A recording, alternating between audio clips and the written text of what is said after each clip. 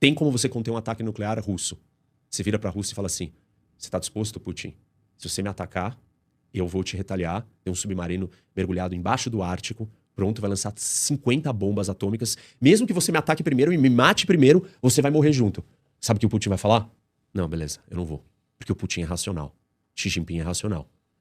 Um Ayatollah, um Nasrallah do Hezbollah, o Sinwar do Hamas, esses caras não são racionais. Eles são suicidas. E esse problema tá colocado na mesa. Os Estados Unidos não lidar com ele, é só esperar. Ele vai bater na porta uma hora. Então, esse é o ponto. Qual que é o papel da Arábia Saudita nesse conflito, professor? Assim, né? Muita gente tem me perguntado. É uma outra pergunta que ajuda a responder essa. Por que os países do Golfo e os países árabes não estão atacando o Irã? Porque eles não conseguem. Eles não têm... Eles não sabem fazer isso. Eles não têm como decolar 200 caças e entrar numa guerra. Eles não estão acostumados, eles nunca fizeram isso. Israel faz isso ano sim, ano não. Porque os inimigos estão tentando destruir. Então, a entrada da Arábia Saudita, dos Emirados, só vai atrapalhar os Estados Unidos. Vai ter que lidar com o avião do outro. O cara nunca fez aquilo, não sabe fazer operação. Não consegue. Não teve uns aviões americanos que foram derrubados por engano? Sim, baterias antiaéreas do Kuwait, que são essas baterias, aliás, são todas americanas. Tudo equipamento americano. Foi por engano. Então você imagina se você trouxer eles pra guerra. E aí eles não têm. Como que eles poderiam ir pra guerra que ajudaria, faria diferença? Eles mandarem os soldados pra entrar no Irã. Só que eles não têm essa população. Eles não têm esses soldados treinados. Eles não querem mandar soldados pra Gaza pra lidar com o Hamas, porque eles têm medo do que vai acontecer. Eles não vão enfrentar a guarda revolucionária dentro do Irã. Árabes invadindo um país persa. Isso não vai acontecer. O que a Arábia Saudita, os Emirados, o Catar e todos os outros vão ter que fazer daqui pra frente? Gastar muito dinheiro em defesa. Mas muito. Eles vão ter que se armar até os dentes. Eles vão ter que financiar Israel e financiar os Estados Unidos. Vão ter que pedir pra Israel, por favor, me ajuda aqui a me defender. Então, assim, você tem as forças ali no Oriente Médio vão se redesenhar se... Estamos tudo aqui no campo hipotético desenhando um cenário, que é o regime iraniano não cai e descobriu que ele tem uma verdadeira bomba atômica, que é fechar o Estreito de Hormuz. E os Estados Unidos não conseguem reabrir o estreito. Esse é o erro dessa operação. Como que os Estados Unidos não estão preparados para reabrir o estreito? E todo mundo sempre achou, se o Irã fizer isso, aquilo que você falou, não é cruzar uma linha, não é um movimento suicida, todo mundo sempre achou que ele fazer isso era um movimento suicida. E ele fez e não aconteceu nada. Por enquanto. Os Estados Unidos tinham que ter partido para um outro nível de operação quando ele fez isso. Outra gravidade. Vai ter que mandar mais 20 navios para lá. Vai ter que se preparar para uma outra coisa. Não pode fechar o estreito, não pode ficar tanto tempo fechado. Tá tempo demais.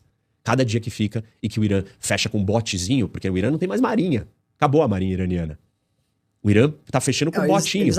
Eles jogam drone em cima dos navios, né? Isso, mas esse ataque contra os petroleiros na costa do Iraque não era nem cruzando o estreito. Foram botes, lanchinhas rápidas, pequenininhas, que os caras foram e lançaram e explodiram o navio. É que um navio cheio de petróleo é um negócio meio fácil de explodir, né? Não é tão fácil de explodir, mas óbvio, né? Você tá, a guerra, o cara te atacando, vai explodir. Mas o ponto é, os Estados Unidos precisam de uma outra presença. Pô, não é só o Irã que faz costa com o Golfo. Cadê a marinha saudita? Não existe. Cadê a marinha dos Emirados? Não existe, meu. O que vocês estão fazendo? Só construindo prédios maravilhosos, mas vocês não conseguem se defender. Entendeu? Precisa ter um patrulhamento gigantesco naquela rota. Mas, professor, o estreito não é muito grande. Assim, no mapa parece pequeno, mas é grande. Sim, vai ter que ter enorme. Patrulhamento, é enorme. Assim, parece, o estreito de Hormuz parece que é um laguinho, assim, um negócio gigantesco. Mas daí tu tá com um navio de petróleo lá, parado na frente. Vai lá primeiro, passa lá. Não, os navios não vão passar, mas o ponto não é esse. O ponto é, tá bom, é grande, mas essa é a arma do Irã. Essa é a única arma do Irã. O Irã descobriu, ele ameaçava que ele tinha uma arma, ninguém sabia se essa arma funcionaria. E a arma funcionou. Pô, mas então os americanos têm que estar preparados.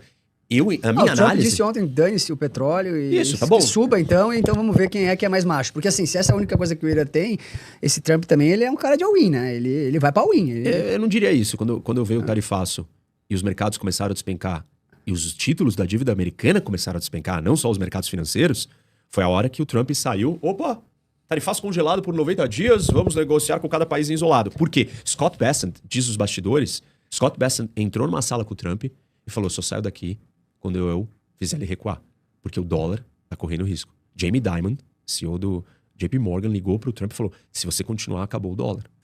Então, aí o Trump recuou. Qual outro único exemplo que a gente tem de recuo do Trump? A história da Groenlândia no começo do ano. Foi uma Davos. Quando ele começou a falar aquilo, analista do Deutsche Bank veio ao público e falou assim, tá na hora da Europa repensar se deve financiar a dívida americana. Os europeus têm 12 tri em ativos americanos entre dívida e equity. E claro, para a Europa falar que não vai poder mais, esse investimento é privado. Você tem que passar uma lei, isso não vai acontecer. Mas só de falar, uns fundozinhos de pensão da Dinamarca, dos escandinavos, já retiraram e falaram assim, vamos diminuir o investimento nos Estados Unidos. Então percebe? E aí o Trump fez o quê nessa hora? Recuou. As duas únicas situações que a gente tem do Trump recuando foi quando apertou no bolso de um jeito maior. O que falta pro Trump tirar o pé da guerra do Irã é sempre cair 15%, 20%. Isso. Tá perto, então. Isso que eu ia falar, tá perto. Por quê? É que, na verdade, o mercado tá sonhando, né? Porque eu fiz um vídeo dia 10 de fevereiro falando o seguinte. Na guerra, na invasão da Rússia à Ucrânia, o petróleo bateu 140. E foi retirado no mercado 5 milhões de barris. Agora está retirado 20 milhões, 18 milhões. 20 que passa por dia no Estreito, isso. Né? Ou seja, esse cenário do fechamento do Estreito era um cenário catastrófico se ele acontecesse. E as previsões, e olhando para a história, isso daí é barril a 150. Por que não foi a 150 ainda? Porque o mercado está contando que vai ser curta. Não, são alguns dias. Aí quando o Trump, quando começou, ele falou em 5 semanas, né? 5 semanas, você me diz aí o estrago que isso vai ter. Faltam 3. Mais 3 semanas? Faltam 3. Então, mais 3. Então, eu tô te perguntando, mais 3 semanas, quanto que isso vai estragar? Aí o petróleo vai chegar em 150, se for mais 3 semanas. Porque vai começar a ter um efeito já direto, já tem lugar que não tem o abastecimento. Não nos Estados Unidos, mas em outros lugares. Tem vários, né? Vários. Aqui o petróleo já subiu bastante também, tava 60, né? De 60 para 100 é uma alta bem... Mas compara a Rússia invadindo a Ucrânia, menos 5 milhões, e compara agora menos 18 milhões. Tem um comentário aqui de que o Irã teria colocado um campo minado no Estreito. Então, Minas... se ele colocar as minas, aí esse negócio não é um problema que acaba com a guerra em 5 semanas. É um problema que vai perdurar mais, porque os Estados Unidos vai ter que limpar e retirar as minas. E essa operação não é uma operação de 2 dias, é uma operação de semanas. Meses, para você limpar todas as minas. O Irã não conseguiu colocar, não minou ainda. Essa é a próxima cartada da escalada desse jogo, de nervos e de resistência. Quem aguenta mais? O Irã só precisa sobreviver e continuar sendo capaz de criar uma ruptura no fluxo de petróleo. Mas o Nicolau pergunta qual que é a tua aposta pro preço do petróleo para 90 dias. Superchat aqui. Tudo depende da duração da guerra. E a duração da guerra depende de quem desiste primeiro. Quem pisca primeiro. Isso. Ô, professor, o regime foi bastante afetado, né? Tanto é que no primeiro dia de guerra, no dia seguinte, a Bolsa de Israel deu limit up de alta. Porque haveria um enfraquecimento do Irã no longo prazo. Isso. Né? Que era um player fortíssimo da região e os caras mataram o líder no primeiro dia, destruíram os navios. É o inimigo maior de Israel. Então, para Israel, a Bolsa de Israel tem que explodir mesmo. Sim. A ameaça existencial a Israel é o Irã. Mas tu não acha que se houver um acordo aí e as coisas se normalizarem, o Irã, apesar de ter, estrategicamente ter descoberto essa força de fechar o estreito, nada acontecer, ele sai bem menor do que ele começou. Porque ele sai sem navios, sem aviões, sem nada. Eles estão lá de novo, vão ter que reconstruir tudo e isso vai demorar bastante tempo. Não te parece isso, na tua opinião? Por um lado, você está certo. Ele sai mais fraco, ele não tem mais marinha, ele não tem mais avião. Mas os aviões iranianos nunca fizeram nada. A marinha iraniana também não é a grande causadora da coisa. A guerra moderna, ela é sobre drones e mísseis. Quanto mais barato e mais você conseguir produzir, para você se defender e criar um escudo, é uma tecnologia carérrima que Israel desenvolveu junto com os Estados Unidos no Iron Dome e o mundo inteiro precisa dessa tecnologia. A Coreia do Sul precisa disso, o Japão, a Taiwan, a Europa, a Ucrânia, todo mundo precisa disso. E só quem produz são os americanos, numa quantidade pequena. Ou os Estados Unidos vão lá, aí o mundo inteiro abraça a Ucrânia e fala, pelo amor de Deus, Ucrânia, qual que é a solução? Mas tu acha que a Ucrânia tá aguentando tanto por causa dos drones? Claro. Ela é capaz, ela conseguiu criar meios de lidar. Eu fui pra guerra, eu fui pro front na Ucrânia. Tem um documentário, 3 episódios no meu canal, no YouTube, contando, entrevisto vários soldados brasileiros que estão lutando na guerra e tal. E assim, é uma guerra de drone. E é uma guerra moderna. E a Ucrânia Mas morreu 1 milhão de pessoas já, então não é moderno. As pessoas continuam morrendo de Não, milhares. moderna com o ferramental da O guerra. ferramental. Vai continuar morrendo. Guerra é guerra. A não ser a hora que a gente começar a botar robô ali pra lutar no lugar de pessoas. Mas aí, a hora que os robôs começarem a invadir as cidades, os robôs vão começar a matar as pessoas. A gente não tá muito longe desse cenário. Acho que tá perto. Isso, bem perto. Mas o fato é, você tá certo que destruiu essas coisas e são importantes? São. Mas o Irã tá vendo que ele não precisa dessas coisas pra causar um estrago gigante. Ele precisa de um monte de drone barato.